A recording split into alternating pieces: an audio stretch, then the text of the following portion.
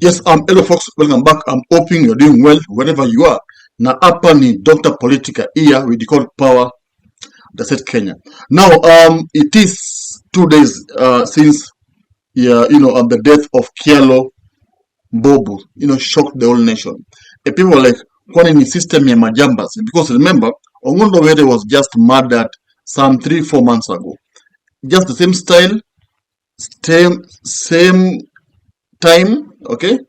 Same method, like tumia nduthi, gojea traffic, amka kwa nduthi, shoot mtu maliza. I mean, if we go this way, I think Kenyans will lose watu wengi sana. Because it's like now, ukiwa na adui, your opponent, hata bishani na wewe, just hires of, assassins, who will just time you kwa jam, they come, they just finish you. And the case goes cold. We found that Wakili was shot a total of 8 times, and with most of the gunshot coming from the right side of the body. We were able to recover 2 bullets, which have been given to the investigating officer for ballistic purposes. So he bled, there's a lot of bleeding because there was a injury to the neck vessels. There was also injury to the spine. So these injuries were severe enough to cause death. No happenings. No, the detective shared the final hours Kyallo, of course, from the office, how he was working, how he was, how he went, had lunch with his team, how they spent 3K kwa hiyo lunch, how he later on, drove home, where he was ambushed pale Karen, almost 2 minutes to his home. So these are the people, these assassins had planned this thing for like maybe a month ago. Na walipanga venye wataenda, wakajua huyu jamaa anatoka ofisi time fulani na time fulani wanafika nyumbani. Huyu jamaa labda ana mpango wa kando, si mlevi, bla bla bla. So it means that akitoka ofisi saa 11, by saa 1 he will be heading home. So these guys probably they trailed him ama walimngojea kwa hiyo njia, kwa hiyo kona. Sema at this time wanafika. So whenever we see tukiona ile number plate yake, we just have to go and shoot him. So the guy died because of 8 bullets zilimpiga kwa kichwa na kwa kifua. So unfortunate. Actually, it's not even a laughing matter. Ni mbaya because you are killing someone's father, someone's husband, someone's son, someone's brother. So of course, one of the key issues that came out here is that imambo ya Muigai, the cousin to Uhuru Kenyatta, who said that this lawyer ni alikuwa lawyer wake na pia ni family friend, wameshare some marriage. Man like that, I don't know who killed him or why. I cannot pretend to know that, but what I can state is, in my statement I had said Bob Kyallo is my lawyer, and indeed Bob Kyallo was one of my witnesses who was going to give evidence about how various judges have been bribed with a lot of money, and he was also the custodian of very, very crucial evidence. He was holding 4 affidavits from our witnesses who either participated or were privy to the giving of bribes to the judges. He was also a custodian of 2 audio recordings, which were actually recorded when these judges were being bribed. It's a sad day, indeed a very sad day for this country, that we can lose somebody of the caliber of Bob Kyallo. He was a professor in law. I will not blame anybody because I really don't have an idea who killed him. But I have accused a cartel made up of the Shah community, Kenya Commercial Bank, and various judges in the Supreme Court and the Court of Appeal and the High Court. Okay, now sikiza video. Yes, he's very sure that Ujama ameuliwa because of the case he was pursuing. Remember, Kungu had a land. In KCB Bank wanted the land. The land was costing like somehow 4 billion to 5 billion there. So KCB wanted the land, but Kungu wanted, but Muigai wanted to give them a different land to settle the loan. But KCB walikuwa maneno land. So kulikuwa na back and forth. So he had to hire this lawyer. According to Uhuru's cousin, the lawyer who was murdered on Magadi Road going to his home in Karen in cold blood was carrying very crucial evidence for his case. He had 2 videos of judges receiving bribes.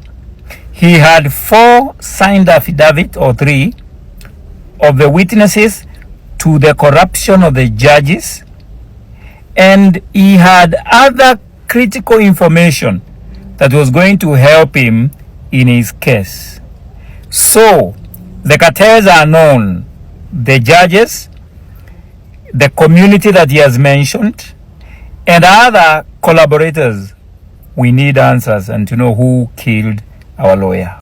So kenye nafanya Muigai anakuwa na hasira because yeye amehire huyu lawyer. Then the lawyer is dying because of the case alimhire for. Of course it's painful. Someone will feel like, hey, I'm indirectly the cause of this death. So what's happening here is that there's this investigation, corruption charges. I mean, it was alleged that judges for Supreme Court, Leneola, was actually, receiving bribes kwa hii kesi. So Muigai is sure that kifo hiyo jamaa imetokana na history yote. Hii mambo ya land, mambo na corruption, mambo ya $2.5 million corruption kwa judiciary kwa hii kesi, mambo ya kuchunguza. And he's saying that Kyallo had crucial evidence kwa hii kesi. And Kyallo was going to crack the case. So he believes hii ndio imefanya the people to look for, assassins who ambushed him and killed him. So you see, it's a very painful thing because I believe the lawyer was just doing his job. I don't think the lawyer had come up with that quote. Because when you're a lawyer, you're doing your job. So no one should actually hurt you because you're just playing your role. But you see now, wahuni kuinja de kujua hivyo. You have evidence, they eliminate you. So this matter has even gone to the doorstep here, LSK, na lawyers wote, and you have seen today, demonstrate in Nairobi CBD, they are demanding justice to be, to be done. I mean, because si poa mtu akufe tu hivyo, then aende hivyo. Remember, Ongondo Were just died that way. And Ongondo Were never hakupata justice yote. In fact, the only justice I'm seeing kwa Ongondo Were is that his son boy is actually going to be the MP Wakasipulka Bondo.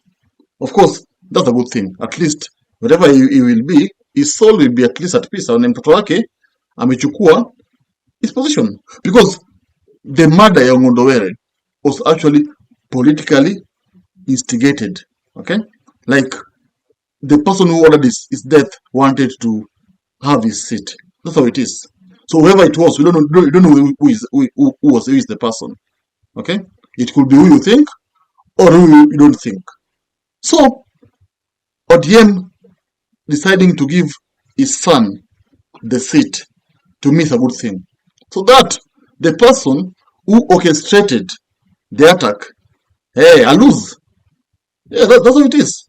So the same thing, even though there's no justice because court imeachilia watu wote wenye walishikwa, but at least his son is going to to replace him pale Kasipulka Bondo. The same thing happens to Kyallo. Of course, Kyallo was not a member of parliament. He was just a lawyer.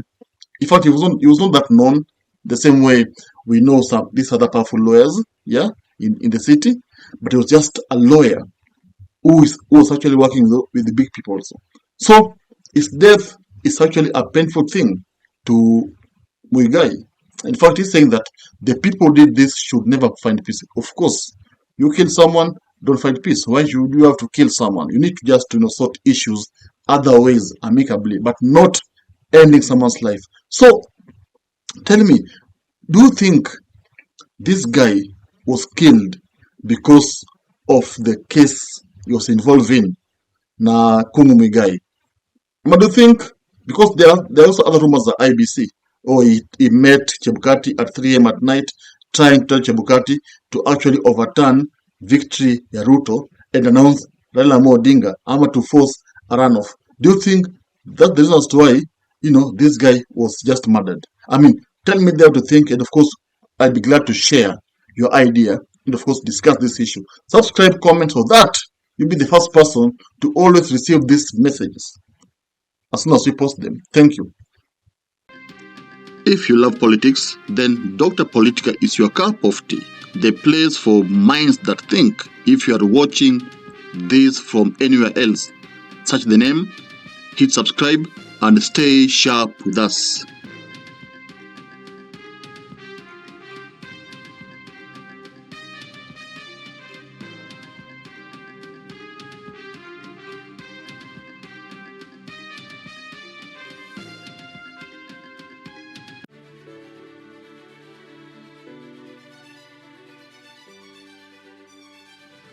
Thank you for making Dr. Politica your home for fearless political truth. Every view, every like, every share fuels the fire behind the hours of research, filming, and editing we pour into each episode. By showing up consistently, you don't just support a channel, you empower a voice. In a world ruled by headlines, spin, and power games, you remind us that real people still care about real facts. We are here to inform, inspire, and ignite critical thinking, not just for today, but for generations to come. You are not just a viewer, you are the reason this platform exists.